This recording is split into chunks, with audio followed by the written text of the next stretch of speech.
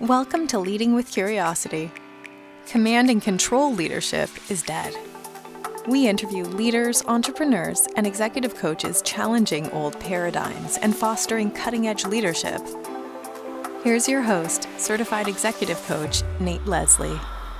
Hello, listeners. Welcome to Leading with Curiosity. In today's episode, we're going to take a little side road and try something a little bit different. I am actually on a panel in this episode hosted by the SupportingLines Institute founder, Jeff Smith. You might remember Jeff from episode 4, where we explored the secret to high-performance culture. The SupportingLines Institute runs a human experience summit 2 times a year, and this is an audio recording of part of that session. We will sprinkle in these recordings throughout the next few episodes, and so today is part 1 of 3. On the panel with me is Janet Wood. Janet was a high-level leader in companies like SAP, global software company, where she talks about, when they were trying something with a leader, where with their leadership group, they'd roll it out with 1,000 leaders, and if it was successful, they'd roll it out with another 8,000. The scale at which she talks about the leadership initiatives that she was responsible for just blows my mind. In kind of semi-retirement, she was the CEO of Science World in Vancouver, which for so many of us would be, the epitome of a senior leadership role. And for her, it was in semi-retirement that she did that. And Jeff Smith, the founder of the SupportingLines Institute, where I am a certified practitioner, and they're a good partner of mine. Jeff used to lead a sales team at a global helicopter company. He helped take sales from $800 million to $1.6 billion. He tells stories of, decisions and protocols and systems that they had to have in place that might lead to a $25 million mistake where they needed to put a helicopter on the inside an airplane to get it somewhere in the world delivered on time if their systems weren't in place in the right way. So the leadership challenges Jeff leans into are massive, and all of those experiences led him to create the high performance index that we use with many of our leaders and organizations that I work with. But our data shows that many leaders think that we're supporting our teams in a way where people are able to grow both personally and professionally. Yet something is lost in our delivery where our teams don't experience that. The thing that's hooked me on your work and your research with Supporting Lines around the grow section is the correlation and how practically things can be implemented. And when you do one thing, it impacts so many others. And I know it's at the tip of your tongue so well, but I use it as an example with people of, if I set up monthly meetings with someone and ask them how they're doing, they will feel like I'm taking a genuine interest. And if I take a genuine interest and we have those conversations, I will probably learn what they're interested in moving towards in their own career. And if I know what they might be interested in moving towards in their own career, then something will come out of either the manual or opportunities or new conversations about what they can actually do to move towards those. So maybe we'll turn it back to you just to talk about those correlations of how to actually practically simple it is to implement this genuine interest. I mean, I think that's that really is so well said. And I think it really comes back to the fact that, Janet, you talk about well-being. So research we did last year showed an 89% connection between whether someone would say they're in a high performance culture using our instrument and psychological safety as measured by Guarding Minds at Work, which is, I think, the world's foremost, it's the most comprehensive psychological safety assessment anywhere. The key thing, and the reason this topic is so important, is that showing a genuine interest in your employees' personal development, that question or that element on its own is 77% related to psychological safety. And I would say there's something causative about that. I don't think that it's because someone's psychologically safe. It's like, oh, look, Janet feels psychologically safe. I should show a genuine interest in her. I'm pretty sure it's the other way around. So we'll have the data at some point in that, but I'm pretty sure we already have it. It's just kind of common sense.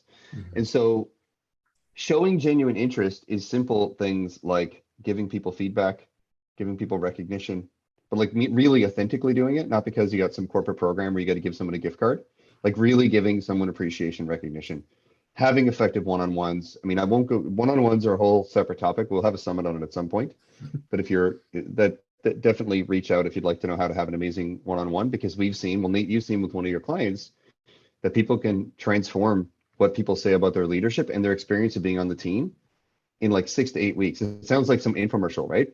But it's happened, and it's happened multiple times. And so the great thing about showing genuine interest is that you can just do it. Like there's nothing stopping you. You can just do it. It costs nothing, and it seems to be rapid. So I want to turn it back to the panel, and certainly I'd love to get questions or comments in the chat as well from the audience, if we can call it that, from the people that are participating. I'd love to get some questions. Do you have some insights?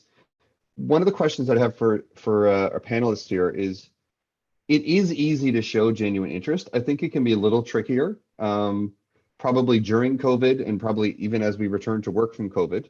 What is trickier about COVID and remote work and kind of this, now we're going to be in this thing where like maybe Janet's in the office on Tuesday, but not Wednesday when Nate's there. And then I'm in Friday, so I don't see either one of them. What, as we're in this shift of work, and I don't think it's done, I think it's probably just going to continue. What is harder about showing a genuine interest in your employees? Well, I'll jump in first, Nate, if that's okay. I mean, most of my career, I managed teams that were remote to me. So I didn't have actually the luxury of seeing people in the office and just having a quick chat, by the water cooler, so to speak.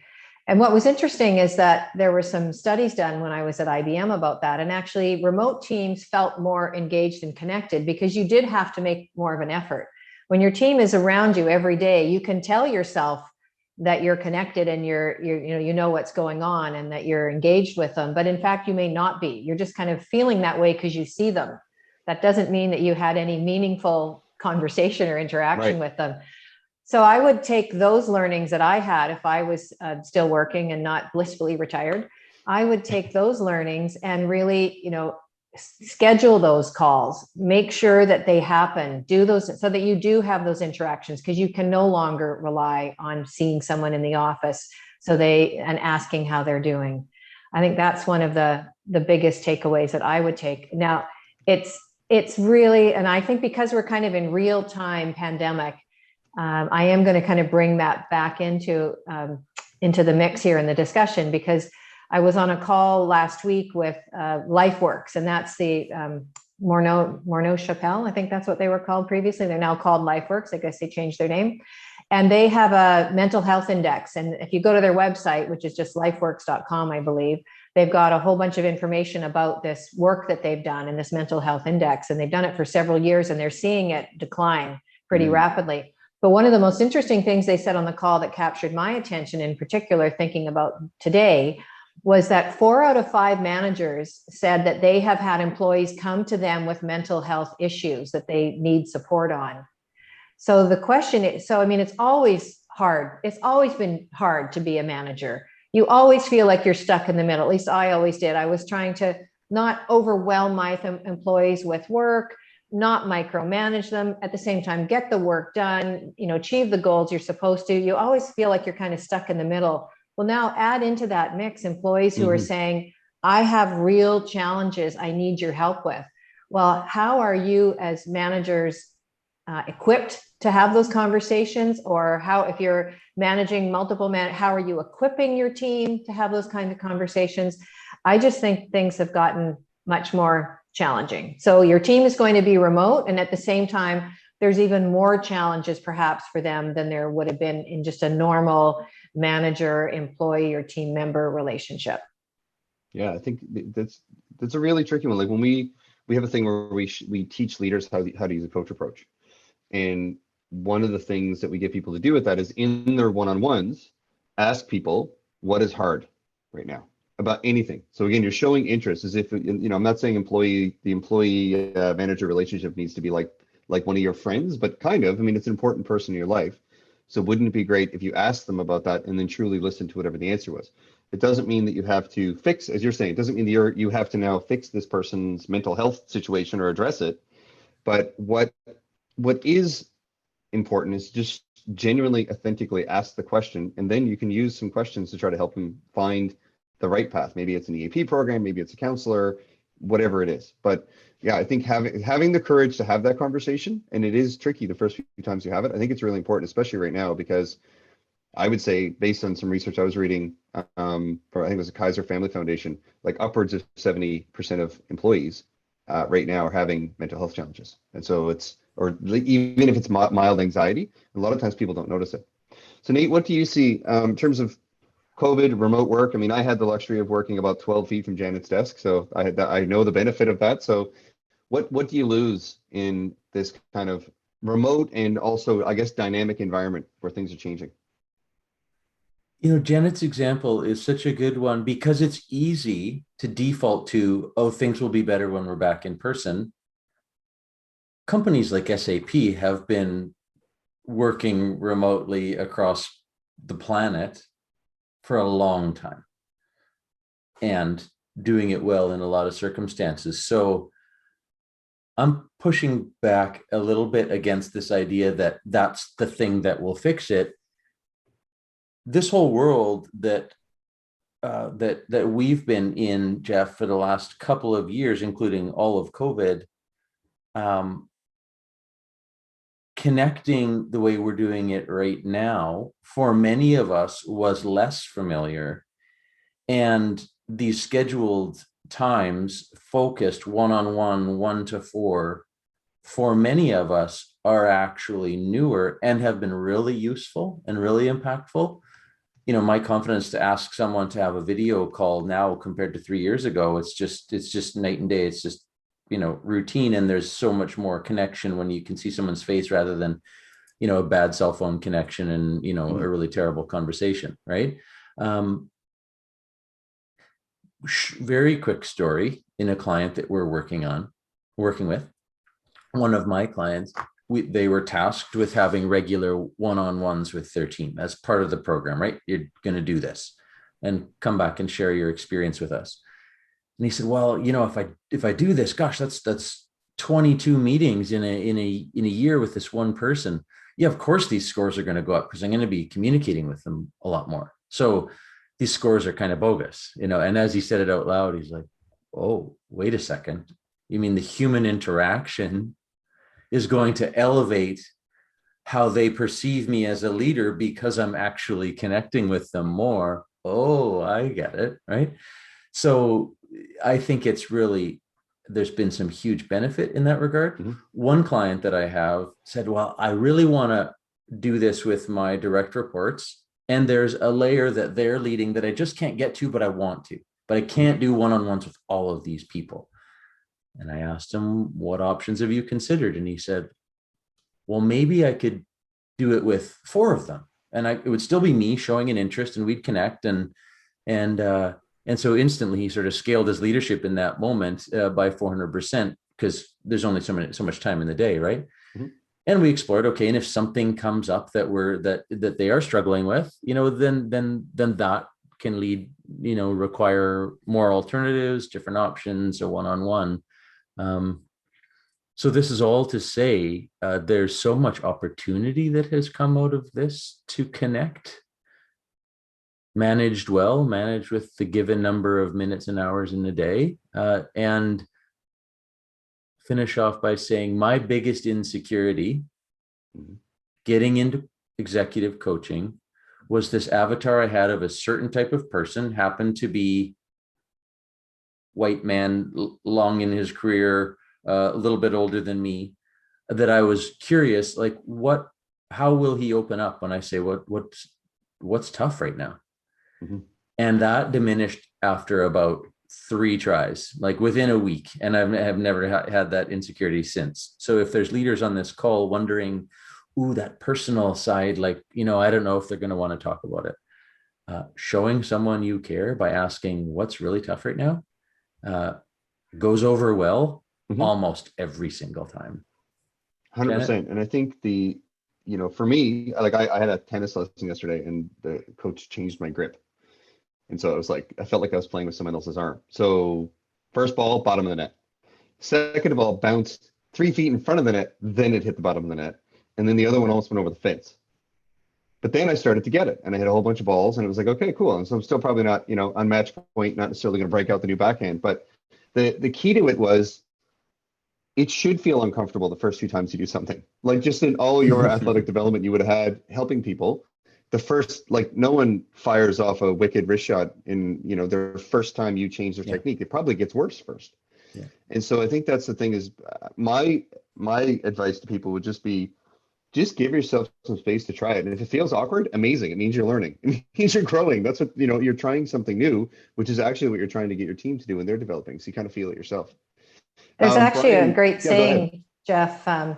My favorite saying is growth and comfort cannot coexist. And it's from Ginny Rometty, a former CEO and now the exec chairman of IBM. And it's so true. When you take on a new job or you try something new, you're not going to feel comfortable. But when you get through that and you look back, it's pretty amazing at how far, how you progressed. But Totally. If you're growing, it doesn't feel comfortable. Mm-hmm. Yeah, it doesn't. And so related to this, I think it is a dynamic environment. And so Brian Gilchrist here in the chat to the panelists has said that he's struggling with the popular view that once COVID is done, everything will still be remote. Just, it's hard to schedule some of these interactions that the best ones are not scheduled. So like it kind of becomes contrived. And I think it's going to be really interesting. So Brian is saying like they don't necessarily want to do work from home as much. But I know there's other people that I know employees that have said, I'm moving to the interior BC. See you later. Like they're gone, like they moved. And then I know for us, like when Tiana joined Supporting Lines, her thing was, I know we're small. I just want to make sure we're not going to be working remote. And then 3 months later, it was like, right. But that was a story she had about that. And now when we talk about it, we're probably going to do 2 days a week together, right? It'd be nice to do it again. I don't think I haven't seen her in about 6 months, but I feel like, that hasn't really hurt what we're doing. But yes, I agree with you, Brian. I'm. It's all going to be about flexibility, right? Totally. Yeah. And this is why I come back to your employees have a lot of choices now because many companies aren't going to care where their employees are. So it's no longer, I live in Vancouver and the company's in Kelowna, so I'm not moving. It could be a Kelowna company says, I don't care if you live in Vancouver. So your employees have way more choices. So it's about flexibility, but it's also, there are the needs of the business too. So it's coming up with that balance of, it's okay to work from home X number of days a week, but on Mondays, Monday mornings, I want a team meeting together in person, or something that also gives you that touch points. Because we can all probably remember, those of us who are old enough, when the CEO. I think Janet froze. Yeah, I'll hop in and hand it. Oh, there she's back. Oh, you're back. You just froze for a second. It's okay. Oh, really? It wouldn't be, it wouldn't be a Zoom meeting without someone freezing. So, you're just doing your part. Well, we recently did a massive upgrade on Shaw, and I'm still getting your internet's unstable messages. But anyway, I'll just probably leave it there to say you've got to find that balance. Yeah, I was talking to Tom Bradley, CEO of Steady Hand, who is a financial institution really well known for living their values amidst an industry that has a lot of upheaval recently, fees, et cetera. I said, what's the number one opportunity you see in this leadership development space? And he said what Janet just said is finding the balance of what the company needs and what the people expect, and balancing that hybrid model, to Brian's point, that the company and the leader still needs to listen and make the best decision for the organization. But I think what Janet's brought into this conversation today is the team's going to have, employees are going to have more options, and the employers may as well. That's the thing, right? It's, I remember a point in my career where I worked at a company whose culture at times, and especially in certain parts of the company, wasn't great. And I was talking to a fellow executive who was frustrated because they were like, I'm not going to find another job in Vancouver that's like this one. And now it's like, well, you don't have to look in just Vancouver. You can look on planet Earth, right? Within reason. One of the things, Janet, I'd love to get your perspective on is trust. And the reason I bring that up is that when we think about a one-on-one, which is one of the most powerful ways that people can create and show genuine interest to really demonstrate it, we think about communication, we think about accountability, we think about alignment, we think about removing obstacles, like all the things that good leaders do in one-on-ones. But what our research shows is that the biggest correlate of having an effective one-on-one, the kind of way we do them, is trust. It creates trust and connection with employees. So I know that you've got lots to say on the topic of trust and are very good at helping cultivate it. How does trust weave into this genuine interest thing we're talking about? Yeah. And by the way, if I start to freeze up, I'll turn my camera off if the internet gets unstable again.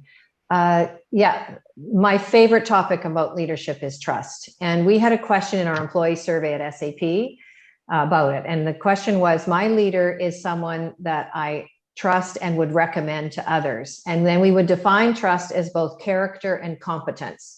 So of course it's integrity and honesty and doing what you say you're going to do, but it was also, do you know how to do your job? Does your team have faith that you are leading them in the right direction? And it was a net promoter score. So for those familiar with that, from -100 to +100, and we viewed anyone below +20 as needing help. And we had leaders. I mean, so this would go out to 8,000 or 9,000 leaders at the time. It went, well, it went to the whole company, but you get, the results for the 8,000 or 9,000 leaders that SAP had. And we had everything from -100 to +100.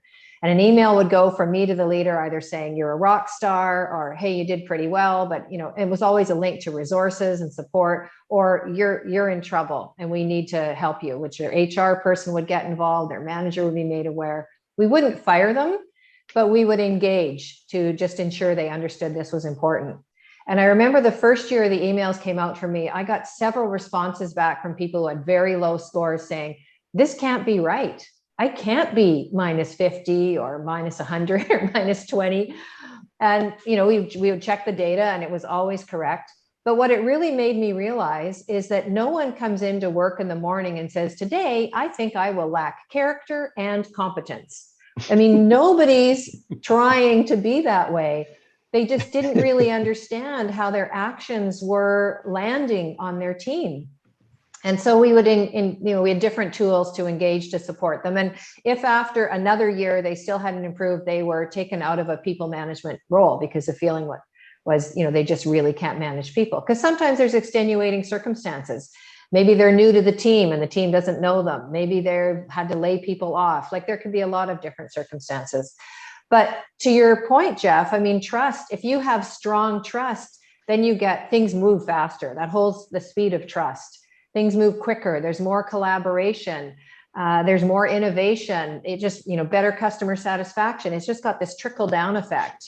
And so it's really something, and we talked about this as well a few days ago, everyone is a leader. So it's about building trust throughout your career as you continue to move up and progress in your career. But it does get even more critical when you're leading people, because the success of your team really depends on you having the trust of your team. And actually, it's a good segue to in September, our next version of the summit is going to be called Everyone is a Leader, because I had a bit of an epiphany last Friday. I've been using that term for years, but again, this is a whole other topic, so I will do it in 10 seconds. But there's 36 elements of high performance leadership we assess in our 360. And in working with leaders over the past couple of weeks, we've been trying to use this more with individual contributors. And we went and looked at what would we have to do to adapt it to go from a high performance leader survey to like a high performance individual contributor. Well, it turns out there's not really a difference. Of the 36 elements that someone would need to be an exceptional leader, 30 of them are things that everybody needs to do. So think about that. It means that we actually have leadership development way too late and completely backwards. We should be training everyone in 30 of the 36 things from the day they start. And most times people, Nate, you have a great quote about this, I'll let you share, where it's like, congratulations, you were a great salesperson, software engineer, whatever. Now you're in charge of the team. And people are like, now what do I do? Oh, well, you can now start your people management journey. We will begin to train you. Way too late. And Nate, I know you have an awesome quote on this, and I'd love to get your perspective. When people need us to be masterful, it's too late to start practicing. And it's our just say that again, it's so good. When people need us to be masterful, it's too late to start practicing. Ian Chisholm from the Roy Group in Victoria. So good. There's a question from Colleen and a great comment in the Q&A here. She's hearing, we don't have the money to invest in people development right now. Coming back to trust and character and competence. These are human things that we need to do as parents, as friends, in relationships every single day. And this idea that you just be yourself at home and then you show up and you've got to turn into this leader, it just doesn't work. We bring our whole selves to work. And one-on-ones, human interaction, showing that you care, building trust through that, helping people be curious about their own development. Those are free conversations. Those are human conversations that, with some interest and intellect and a little bit of theory around it, can really shift the needle really quickly. We always talk with the supporting lines work, like what's one place to start, because it's all correlated anyways. And I just throw this out there. This is going to sound like a plug for Jeff's supporting lines leader free self-assessment, but Colleen, there, as part of our leader assessments that we do, team assessments, 360 reviews, there is a free self-assessment that Jeff offers and his team at Supporting Lines. And we've always said right from the first time I saw it, it's the cheat sheet to leadership. These 36 things, if it's true that I'm a 6 out of 6 in these 36 technical things, it's a great place to work. My life is better because I work there. It's healthy. I'm developing personally and professionally. So your self-assessment score is going to have some biases. I love Jeff says it will be not 100% accurate. It also won't be 0% accurate, but at least those line items get around helping teams align, collaborate, and grow, get conversations about what is leadership and what are our responsibilities and obligations as a leader. Because as Janet says, leaders at all levels, we're leadership's a behavior and a choice, not a position we get hired into. And so that's a great free place to start. It's completely opened my eyes to what it means to be a high performance leader. Can I add on to that, Nate? Because I think that's a great question that Colleen asked. And we always looked at learning at SAP as 70, 20, 10. 70% on the job, 20% is kind of one-on-one, and 10% is the training that costs money. And so think about things like mentoring, things that don't cost money, mentoring, shadowing, skip line messages, skip line meetings. Recognition is really important. And recognition, there's all this data that shows recognition doesn't have to be money. It can just be recognition in a meeting of someone for a job well done, or an email. At Science World, we had at every time we had a staff meeting, people could just write a little note out and stick it on a board about what someone had done to help them. And then those would be, sample of them would be read out at the staff meeting, and they'd be posted for everybody to see. And so there's a lot of things you can do without that needing that 10%. So I would think about things like mentoring and shadowing and recognition, but a lot of it's on the job. It's giving a person a stretch assignment. It's putting them on a team that maybe is adjacent to what their job is, or your project that's adjacent to their job, but giving them new skills. There's a lot of things you can do to continue to develop your team without a lot of money. Thanks for listening to Leading with Curiosity. Please share, follow, and rate the show so that other leaders can make positive change in the world. Connect with Nate at nateleslie.ca. And remember, the brain behaves very differently when encouraged to think rather than told to listen.